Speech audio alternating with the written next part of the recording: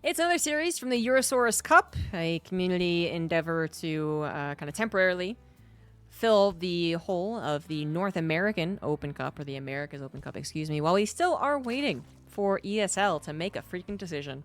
In the top right, in this best of three starting on Ghost River, we do have the Red Zerg Dark. And in the top left, we do have the Blue Protoss Astrea. These two, well, sometimes these two have very one-sided games. Let's be real. Sometimes Dark does just kind of razzle-dazzle with his Koreanism, this isk, you know, and then just kind of demolishes the potential fan favorite, I suppose. People like seeing the non-Korean win. Astrea's got some funny creative builds. He can be a really top-tier player if he just has kind of like the better days, and Dark just kills him. Very much Korea versus non-Korea heyday type of feeling. But every once in a while, when these two face off against each other, and they face off, like, I guess a decent amount, really, every so often, you get the craziest, coolest games, because both of them are unique players. They are willing to do things based off of feeling, or based off of uniqueness, more than, you know, a real solid foundation, I guess. Like, this is a build that will work X amount of times if you do it correctly. So that tends to clash and make really weird games. So that's what makes it really exciting to see these two go up against each other. There's maybe a 50-50 chance. Maybe that's not the right percentage, but there's a chance that it'll be kind of not great, and there'll be a chance it'll be really great. All right, I've had my fun with the religious freak. Oh my god. God was almost on his side. It wouldn't let me press the ban button.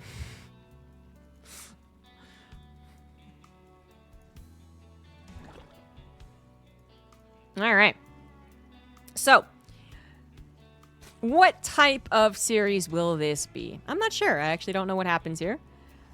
Dark was forced to take that third base as is natural. He's just ready to go for that pro block, and is still checking around, looking at stuff. 6 Lings are on the way. The Overlord does see, you know, very typical opening right now. It's going to be that Chrono to Depths into the Stargates, and the Overlord should even get confirmation on the actual Stargate.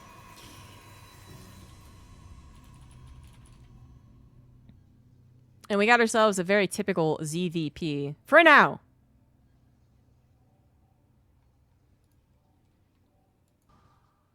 I do suspect something odd will happen fairly soon.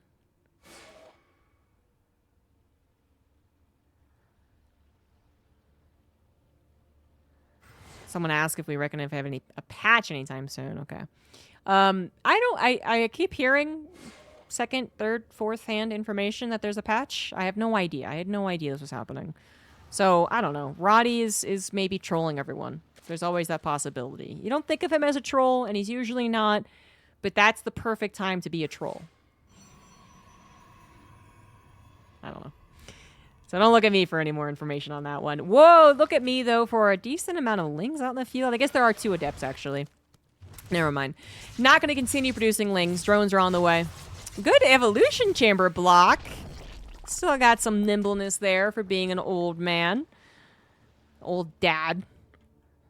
And the Lings should be in enough number, certainly, to threaten just the Adepts. Yes, the Oracle is now tagging along with them, but then I was also thinking perhaps threaten a third base. But as we check back on Astrea's side of the base, side of the map, I've not actually gotten it quite yet.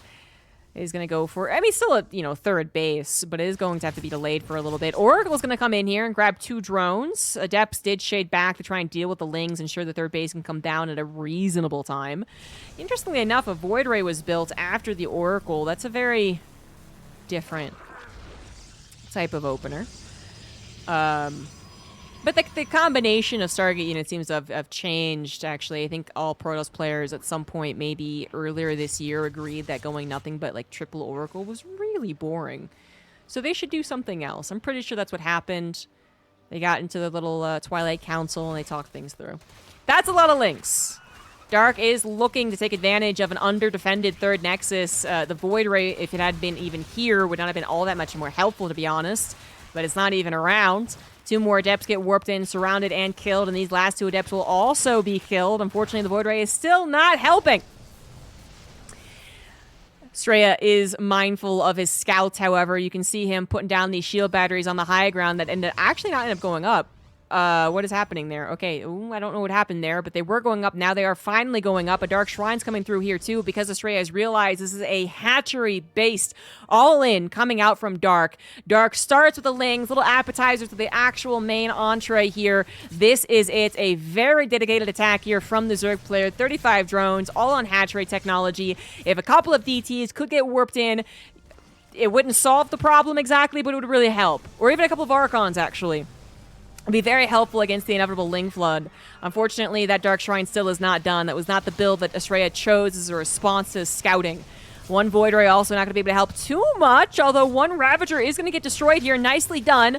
No creep for the Transfuse, and no ability to really get that creep up and running unless you cancel a hatchery somewhere. Stalkers are gonna hold on for now. One of them goes down. Zealot warp in. Now it's mostly Lings you're really worried about. The Roaches and Ravagers tend to break things open, and then the Lings are really what causes all of the chaos. Astrea actually managing to balance an emergency defense fairly well so far. That Natural is still holding strong thanks to a shield battery. The Zealots and Stalkers able to kind of just wiggle, you know, back and forth so that there wasn't any real commitment. But now, here is the commitment.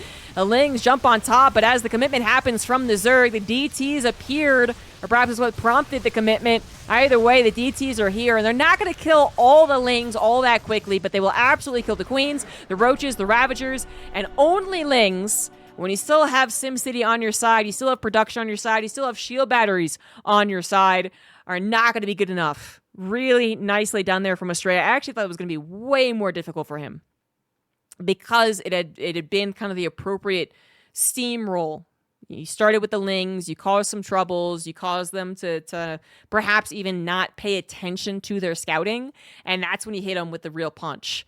I think what was really important was that Astrea did not handle the Ling attack at his third the best, but it was because he was probably scouting with the Oracle. He was able to determine what was actually happening, and that ended up being the biggest reward for him. So, nicely done. Astrea will hold on Ghost River. That sounded weird. On Ghost River, and go into game 2. Game number 2 is going to be on Site Delta. Top left, Dark. Bottom right, Astrea. Astrea with some excellent handling of that all-in. Dark obviously choosing to all-in. Didn't have to play Ghost River, by the way. You know, I know there's a lot of talk about the map pool and its balance. I think there's a lot more conversation around the ZvT balance, because that does seem to be the most affected by the maps. And it was also just highly discussed with the TVZs we had in the most recent Premier Tournament. But obviously there's issues in some other matchups, some other maps. My point was that there are a lot of maps. Ghost River did not have to be allowed through from Dark, I believe. Oh, I could be... No, I'm pretty sure he should have been able to veto it. But like, I think the thing is, ultimately what I was going to get to was that vetoes or not vetoes, whatever. Dark doesn't really seem to be bound by the laws of nature, you know? There are just some things that seem like they're not supposed to work and then they do. Or the opposite for him. Logic doesn't necessarily apply. And to be a little less jokey, certainly when an aggressive Zerg player comes up against a guy who I think in the past he has simply stomped. That has certainly happened between these two. Thinking that you can go ahead and grab a quick victory on game 1 on Ghost River on a short map. So if you're going to cheese, that's a pretty good cheese map. Not a terrible idea, right? So, but it does probably put Astrea in the mindset of, okay, I gotta watch for this all-in, I gotta watch for this all-in, because he's already facing Dark, and he's facing him on a map, and maybe isn't the best for him, but is really good for all-ins. Maybe I'm gonna be a little more apprehensive about the all-in than I am about these kind of little mosquito bites, like those Lings bothering my Adepts. I gotta really focus up on the all-in, and that's exactly what happened. Now we're on Site Delta, which is more of a neutral map, I suppose. Not too big, not too small, not too short, not too long. Not too Zerg favored, not too Protoss favored. Actually not sure which way it goes right now. But yeah. And I think that Astrea will still be on guard against any type of aggression from Dark, because that just makes sense. But will Dark actually be aggressive again? Well, logic doesn't care. Doesn't matter. There we go. The logic doesn't matter. He will do what he wants. Once again, denied his natural, forced to take that third base. Astrea, actually the one changing things up right now. Twilight Council instead of Stargate. Overlord would have seen that Warp Gate timing unless it was faked. Stalker is on the way to go ahead and shoo away that Overlord, but as far as this particular jig, it's kind of up, usually. You know it's Twilight Council. What you don't know is the amount of builds post-Twilight Council. So is it Shrine? Is it Resident Glaives? Is it 4 gates? Is it 6 gates? Is there a proxy somewhere? Is this some stupid build that you're going to try and troll me with, like a 2-base High Templar charge? Something that, like, Slayer's Arthur would have done in 2011. You know, it could be that. That Adept is not going to live, unfortunately. Great surround right there, and excellent cancels on the drones to save all of them. Yeah, you lose about a drone's worth of minerals against all the cancels, but worth saving the actual drones. It is Resident Glaives, and that's probably the more obvious one, but then the real question would become what type of Resident Glaives attack, so how many gateways and what timing. These Lings happy with their kill on the Adapt, now looking for even better results. Gonna go after the Stalker. I had not considered trying to pull the probes into this when I've had similar issues. And this is apparently why I didn't consider that, actually. This is still a good amount of damage. I guess you save the Stalker, which is better. I don't know if there's a way for him to lose maybe the Stalker and then only lose like 1 or 2 probes, and then maybe that would have been better. It's hard to say. But you also, I think, are mostly concerned with the idea of a follow-up Ling swell. So trying to just keep army units alive. might be the better concern. There were no further Lings on the way. But they did a decent amount of damage for what they were. 10 Lings here, killed 5 probes and an Adept. Injured a Stalker, caused some chaos, lost mining time. And you probably are figuring out what they're doing as well. Again, actually got a full-on scout. Look at that. I'm blind. I'm blind. So full-on scout in the main is exactly what is happening. And the response actually is not going to be any type of typical just like, let's get into roaches. Let's try and, you know, build up Sice and stuff and calm and whatever. It's Banelings, which are far more explosive and way cooler, but maybe not all that dependable. So the trick is, Lings love to surround individual Adepts, which the Banelings will force the Adepts to split, and then the Lings will nibble. And if the Lings don't nibble, it's because the Banelings hit a group of Adepts. That's the trick. Unfortunately, what is tricky about it is that it doesn't always work out that way. Sometimes you get them to split away from the Banelings, and you think, great, my Lings can go ahead and devour all these Adepts, but the Ling number isn't high enough, and it's actually very difficult to get to a lot of Lings just based off of larvae. That is a lot, though. That is a decent amount, not gonna lie. We also have some Queens to help out in whichever way they can, threatening that Warp Prism, actually contributing some DPS. I mean, hell, maybe a Transfuse or 2 just to buy some time on them, too, so they're not being... they're not targeting the drones, right? The Adepts are just focused on the Queens. All things that can be good. This is obviously getting very, very dedicated. It's 4 gateways, but so many Adepts being warped in. This Overlord actually seeing that they're just staying chill in place. And it seems like Astrea has basically recognized, hey, you're going for a Ling-Banling defense, and you're going to have mobility on your side. Trying to play the runaround game is not going to work out as well against this. So what I could do instead maybe is play just the straight-up clashing of the armies. And so that would mean a 2-base follow-up Immortal attack coming in here. You could still have a chance to win this game. Dark did have to stop on a lower drone count. No!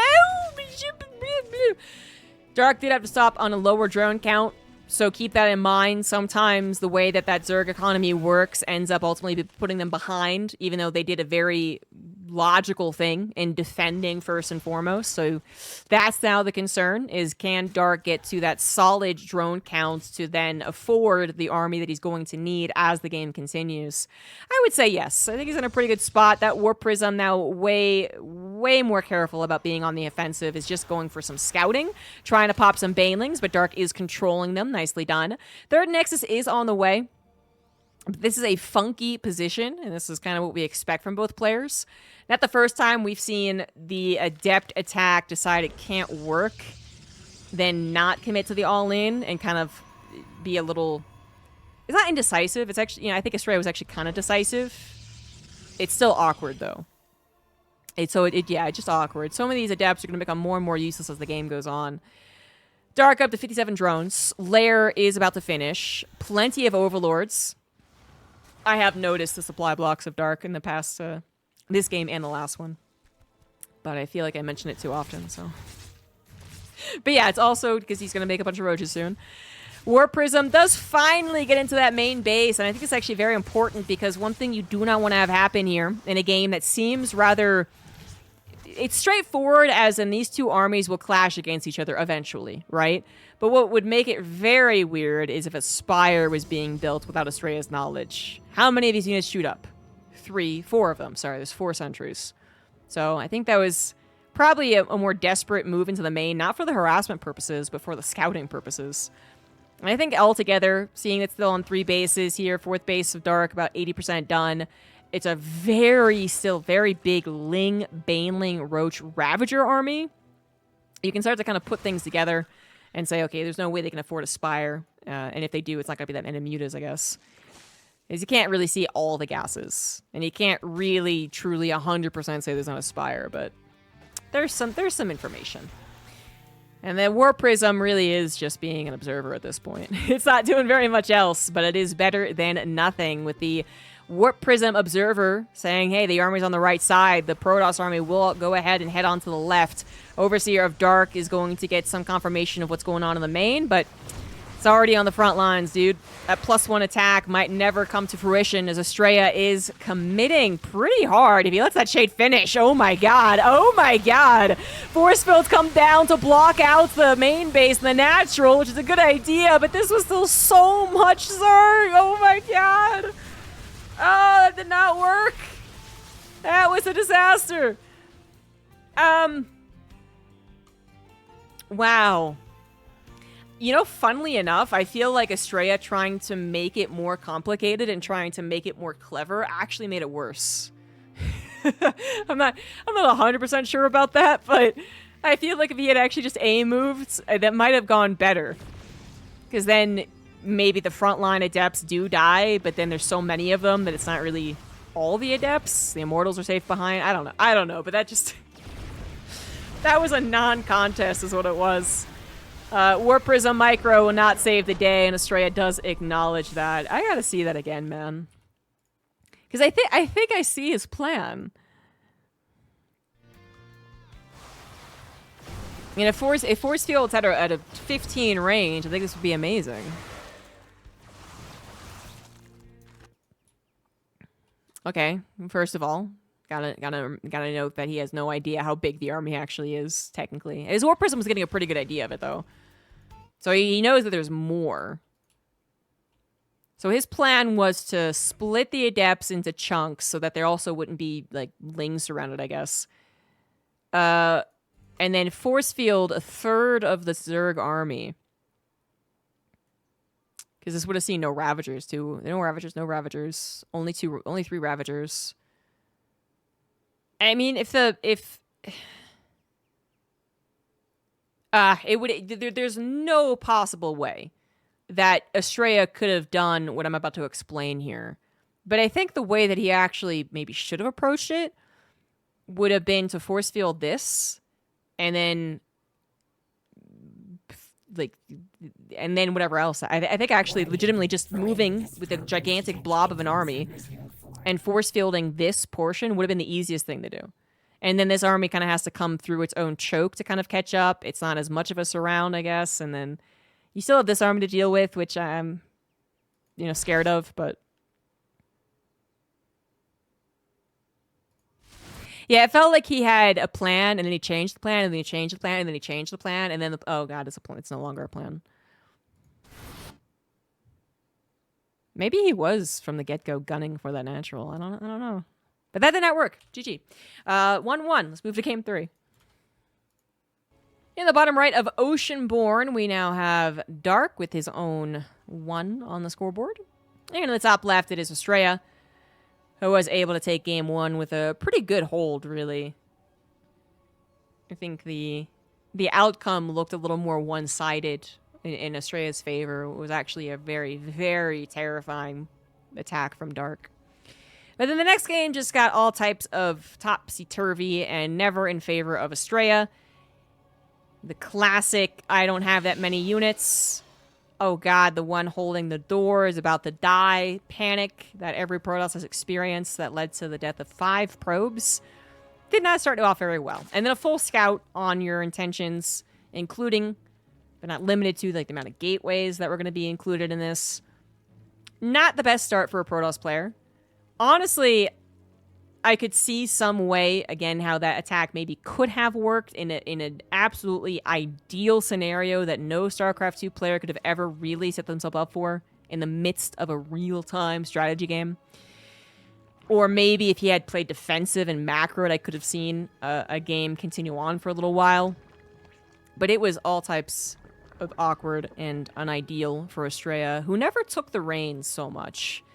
And like I was saying, in the game, sometimes the Zerg player, they might feel like they're in control of the situation because they've clearly built the army in response to the attack that has been committed to by the opponent, so they should be winning. But that lack of droning ends up hurting them more, and it feels really BS, but that's just the way the race works. That didn't happen. Dark responded to the attack, kept his hands on the reins, and then just seemed to be totally ready and prepared for anything else Astrea had to throw for him. And, you know, Astrea tried his best, and I do always like it when you can see Astrea's plan, and you're like, oh man, if that had been perfect, that would have been freaking cool. But high risk, high reward perhaps explains Astrea in a couple of different matchups, actually. And trying to gun for the natural force fields was certainly high risk, and in that case, in that game, no reward whatsoever. Natural coming down. Initially, Warp Gate was started, but it was intended to be Stargate, then Warp Gate.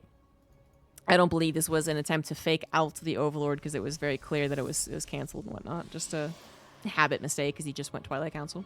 So Stargate it is, and Dark will figure that out. Probe's going to be chased away. This time around, Dark does not have to get his third as his natural.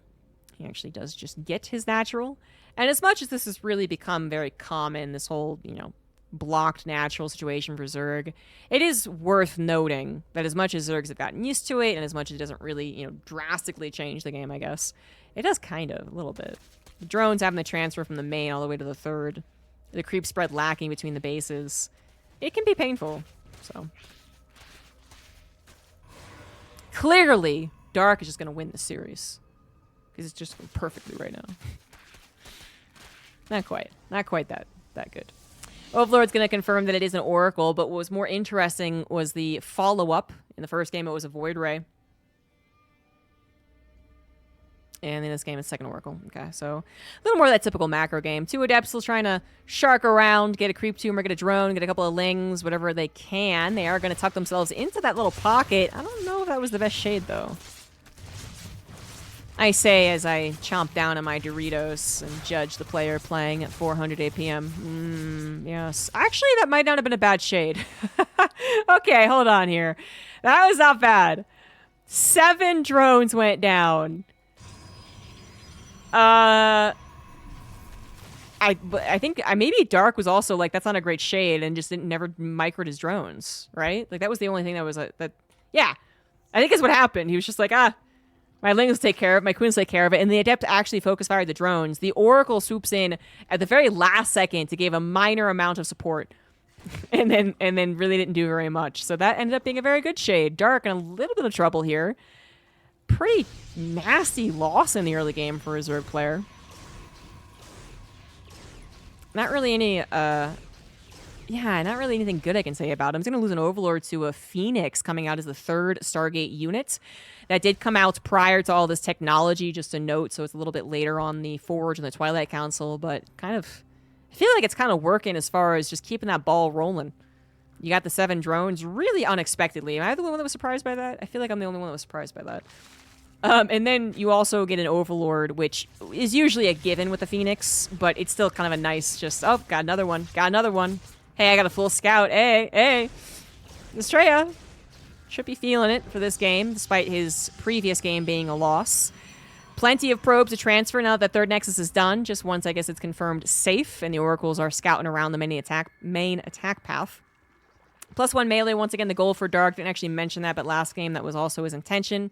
Never got there, didn't have to, won the game before it. But it is Ling Baneling, no kind of safety roaches. And not a lot of lings being produced either, right? So the good news is, after a weird loss of drones in the early game, the ability to be kind of greedy is there. So he pumps out as many drones as possible. 13 now on the way to try and recover. And doesn't get any of the usual aggressive tactics. Oh my god, that's a great stasis trap. Oracle does die, but oh my god, what a finale. If I die, I want like 15 drones stasis trapped with me. That's all I request, okay? But seriously, that was a good stasis trap. The double stasis trap, at least very effective on one side, partially effective on another. Scouting also being done. Don't forget about that, because this would be a game I think we'd be very scared of what that lair technology is. They've gone Ling Baneling. They've reduced the number of army units they've made as this gap of time here, while both of them are macroing up, means that Dark has recovered his drone count. What is he doing with that lair technology? It is going to be a Hydralist end. And with Hydras comes Lurkers. Astrea, he was building up his own economy pretty quickly too, right? He had all those probes oversaturating his natural, transferred over, 3 base saturation, lickety split. Now has not a warp prism, sorry. Yeah, no. I thought that was second Oracle. Second Oracle died. He does have a warp prism, he does have Archons, and he does have Zealots. The Zealots are not going to want to tangle with those Banelings. A little less of an ideal situation for them. The Archons would love to go ahead and tank on the front line, show off their power, but it seems like this is a little bit of a dangerous situation. Astrea not convinced he will overpower here, as Dark did do the appropriate droning really hard into producing just enough army in the nick of time.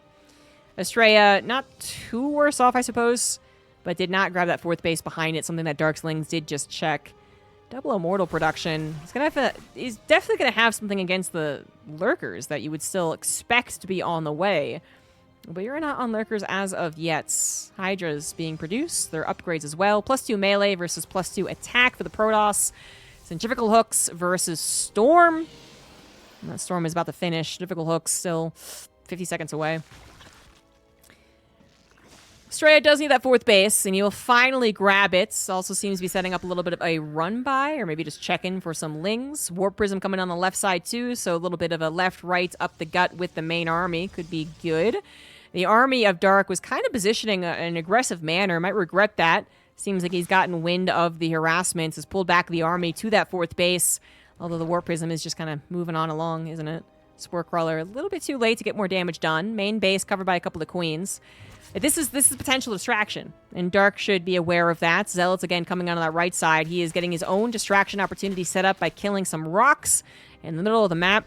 But Astrea has also found some positioning. Unbeknownst to Dark, his army has once again moved to the middle of the map on Dark side. That was actually kind of a nice trade there. The Zealots giving their lives. Still need more of them to feel truly safe, but right now most of the Zealots are off harassing that 5th base. Uh-oh, here, oh no, the surround. Oh no, the surround! The Protoss army! Not tough enough. Was really depending on using some of these chokes and hiding behind storms to retreat. Does get surrounded and demolished. That was still a trade, however, as 10 drones went down, lost mining time, and of course suicidal banelings. It's in their nature. So it's not the end of the world for Astrea, but damn, that would have felt a lot better if that 4th Nexus was up and running and mining, rather than still being no saturation. Dark, he's not going to lose this moment. He is going to go for the counterattack, and he does not need Lurkers to do so. It is pure Ling Hydra at this point. Only a couple of Banelings left over. Storm's trying to recharge here, so they got 6 more seconds. This is something that Dark has to be very, very mindful of. He knows that right now he has an opportunity, but just a couple of seconds there. Right now, actually, he will have to escape. 4th Nexus did take a hit, though. It did die. And that's something that Dark can feel pretty happy about on the counterattack. Well, way to go, Phoenix. Way to be. Way to do. Okay.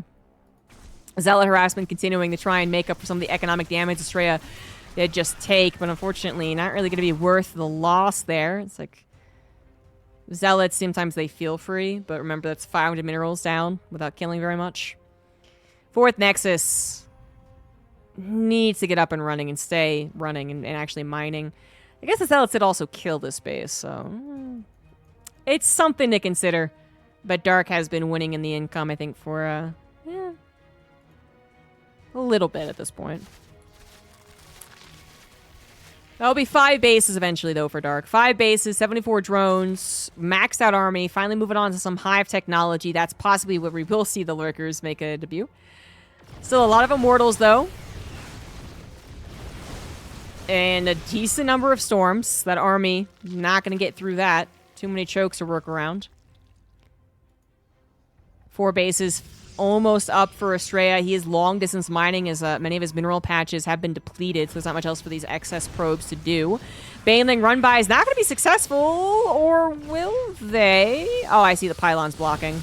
Yep, I mean, 5 probes go down, but that was a decent number of Banelings. Lings on top of the 4th base, going to take care of the Zealots that they meet. Not going to get the Nexus, though. Most importantly, not going to get the Nexus. Probes do go down, however, as those Lings are on +2. Probes do die pretty damn quickly against the Lings once they're in the mineral line. Also, a Baneling drop over to the left side. Just a little bit extra here. Astrea does notice and splits the probes as well. Nice minimap awareness. During this aggression, however, Dark did finalize that 5-base economy. 74 drones again. Infestation bit was done. No hive on the way as of yet. Spending all of his money on Lings and Banelings. Also starting up that +2 missile. Astrea about halfway done on +3 attack. Finally taking care of that Overlord. Lurker Den and Hive do start up.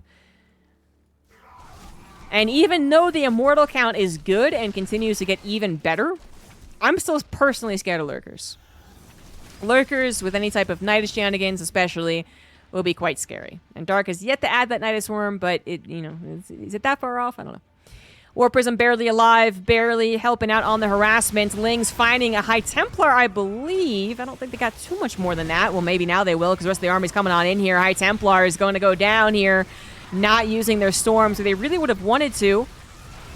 Again, through a choke when all this army was all types of clumped up. How many High Templars have died in this game? Oh, actually only 3?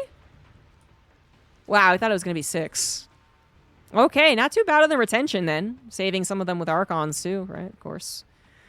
Yeah, all right. Astrea still keeping on. 150 supply, basically, is just enough with the appropriate type of supply for a Protoss to hold on for an almost indefinite amount of time. We'll want to start taking maybe a slightly better trades, though. 3,000 resource difference between the two. It just feels like Astrea is so close to getting this really, really good trade where the storms land perfectly, the Banelings do not connect, and then the Lings feel useless against the Archons. It feels like we're just shy of having that happen. But of course, we're shy of having that happen because Dark is very mindful. He's not going to overcommit with this army that is actually very flimsy. Eventually, his army will not be so much flimsy as it will be just terrifying if he does get to Lurkers or... I was going to say Ultras, but you know what? Ultras would be kind of flimsy against the Immortals as well. I guess it's more that as a Zerg player, right, against the type of army that the Protoss has been able to make, it's not so much that your army is ever truly terrifying pound for pound. It's terrifying for its positioning. Case in point. Big surround coming down on this army. Recall will save the majority of it. This is the type of stuff that Dark is looking for, and Astrea is looking to avoid. Whenever he can drag that army through the choke, down that ramp, whatever it is, he'll take a much better fight and open up the opportunity for a real attack into Dark space, but so far not finding it. War Prism continuing to be a bother on that right side is better than nothing. And it will be there as well, possibly to help reinforce if Astrea does actually find a foothold on Dark's side of the map. But Dark is all over the place. Lings going into the natural main and possibly third base. Zealot warping in, but the Zealots not going to do well against those Banelings. These are +2 melee Lings. They are going to rip and tear through these probes. The Adrenal Glands maybe 20 seconds away from finishing. War Prism goes into the main base. Going to be taken down. Not too much damage there, but we got blinks all over the place, okay? Blinky, blinky, blinky. Mini-map going crazy. Astrea losing probes. Dark losing drones. Big old Protoss army going through the middle of the map. And it wants to go fast into the natural main of the Zerg player. But unfortunately, this is when the Lurkers make their stand. They finally have appeared. 9 of them going to try and hold the line against this potential base trade. That is a lot of Immortals, though. A couple of Storms on top. Really, still a terrifying Zerg army to bust into. Especially when you're only dependent on that one observer for detection. That's when things are extraordinarily scary. We got Lings tearing into the bases and the buildings. Nexus down in natural and 4th base. Main and 3rd could be goners as well. Astrea without that recall at this point, would it... well, actually, it kind of needs a recall just to save the game. Oh, God. Oh, no. He could lose to a straight-up base race. He is going to lose to a straight-up base race. These lurkers, so freaking well-timed. In an ideal army engagement, Astrea could probably take these lurkers on, but having to pause and think and get the better engagement, which actually might not be good enough anyway. The Observer is still around, I guess, but it's not. It's not enough. It's just not enough. The Observer died, right? It's just not going to be enough when your last building was going to die. I was actually surprised at how poorly the Immortals were doing here.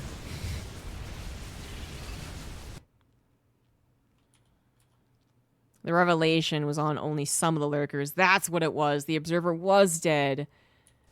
And he was going to lose the base race anyway. GG's. Oh, boy.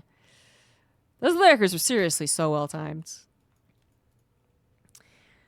Dark advances on. GG's. It's a close game, though. Close series.